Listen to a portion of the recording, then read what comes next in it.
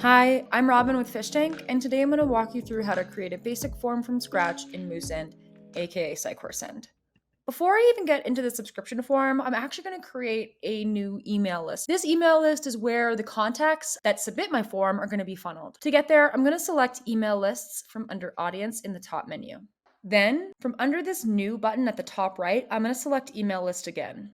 I'm going to name my email list the same as the contact form, which is going to be contact us general. And then I'm going to click the create button. And that's it. Now it's time to build our subscription form. To start, select subscription forms from under growth tools. Next, we're going to select subscription form again from that new button on the right-hand side. Next, we're going to select the subscription form type that we want to use. There are actually 6 different types to choose from. It might be a little bit hard to see, and it kind of tripped me up when I first started using Moosend, but there are actually 2 little circles at the bottom of the pop-up that indicate that there are, in fact, 2 pages here and 6 different options of subscription form types. For my purposes, I actually want my contact form to appear within a specific component on our About Us page, so I'm going to select inline. As we already know, I'm going to name my form Contact Us General.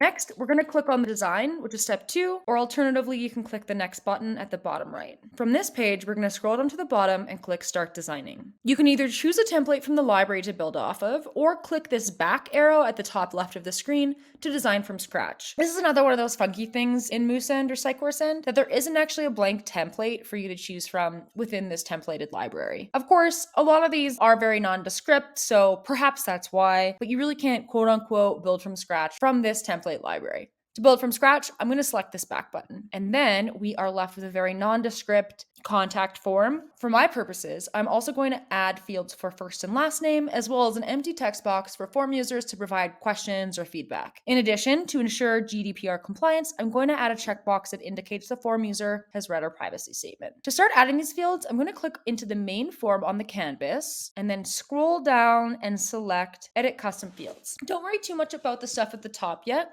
I like to start with structure of the form before I worry about design elements like font, color, imagery, etc. One thing you can see here is that our mailing list is Contact Us General. They'll be important later. All right, I'm going to click Edit Custom Field. You can see that there are 2 existing form fields. One very, very important thing to note, and this is why we created our mailing list in the beginning, is that these custom field settings are actually tied to your mailing list. So let's say you create a form and you spend a lot of time adding custom fields in this settings box. Those settings will only be available to the mailing list that you've selected. For example, I'm just going to pop out of this for a moment.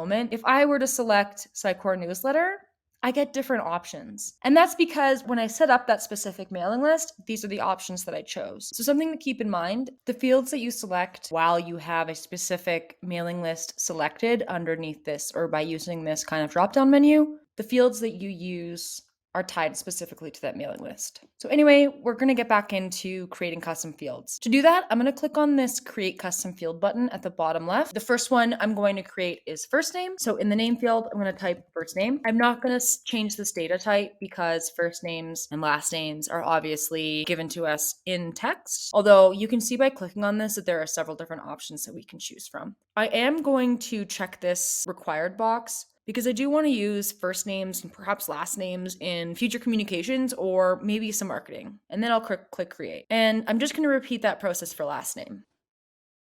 One thing to note is if you do click required, you are unable to toggle it on and off again within this custom field settings box, which is kind of frustrating. However, you can change it if you go directly into the mail settings, which I will cover in a future video or blog. But until then, keep that in mind. The next thing I'm going to add is a text field. So I'm going to name it How Can We Help?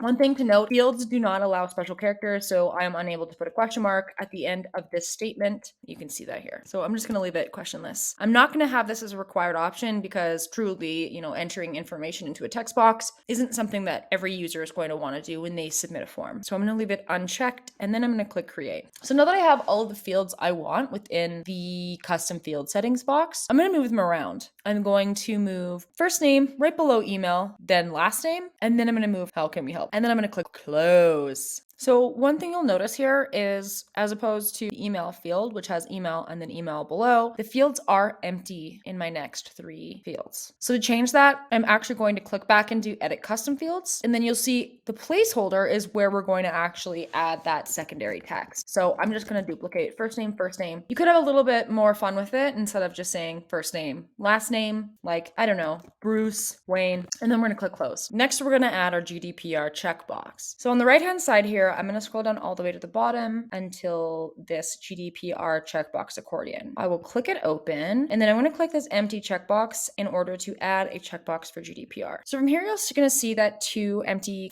content fields are now available to you. One in which is the label. Keep in mind that's the label of the actual checkbox. The second is legal text, and this text will appear above the checkbox. If you need to change your terms and conditions, which you will need to do, click Settings, then click on this HTML button, and then add in the link to your terms and conditions or privacy statement or whatever you may have, and then click Save. The last thing we're going to change is button. To do that, I'll either click on button, and it will take me to button styles.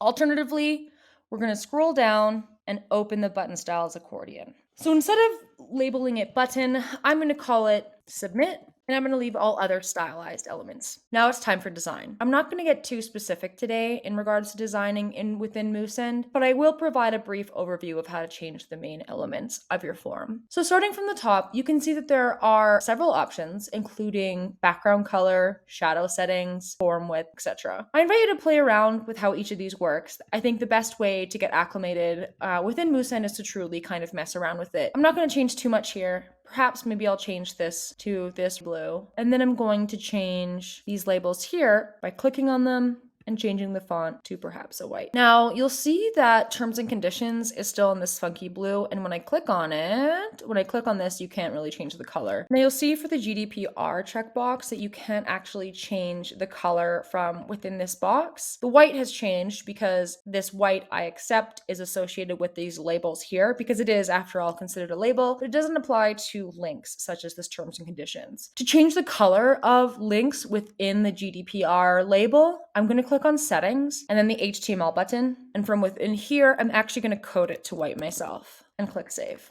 And you can see here that it has changed the terms and conditions to white. Same thing with this button. I'm just going to change the button itself to white, and I'm going to change the label color to that blue. And I'm also going to bold the font so that it's a little bit more visible. Next, I'm going to select proceed to next step. Moosend does and will auto-save your form. You can see, I'm just going to pop out of this for a moment. You can see that my draft has been saved. However, changes haven't been updated. In order to update your form, you will have to click on proceed to next step. Now we have our visibility settings. This code above is what I'm going to use to paste into the component in Sitecore. In this video, I'm not going to go over conditional form visibility settings, so I'm just going to click next at the bottom right. Step 4 is choose your publishing method. So this first option here asks if I want to automatically publish the form on my website. I'm actually going to add it myself, so I'm going to leave the toggle as no. Next, there are several other options to embed or publish to external platforms. Again, I don't really need them for my purposes, so I'm just going to select next. Step 5 is a summary of everything that you've created. You can see here it gives me a preview of the form I created, and then it lets me know if I've missed out on adding any elements. For example, it says I haven't added any visibility settings, but that's okay. I'm aware of that. Last, I'm going to click publish. And that's it. I hope this video helped you build your first form from scratch in Moosend. If you have any questions, concerns, comments, please let me know in the comments and we'll get back to you as soon as possible. Thanks for watching.